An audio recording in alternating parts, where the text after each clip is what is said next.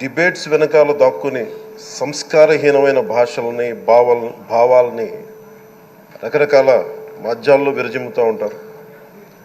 దాని నియంత్రణ మీ ఆధ్వర్యంలో ఇక్కడి నుంచే మొదలవ్వాలి.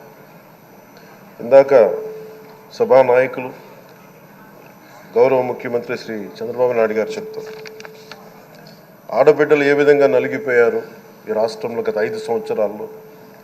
చిన్న లేదు, పెద్ద లేదు, ఎవరని లేదు.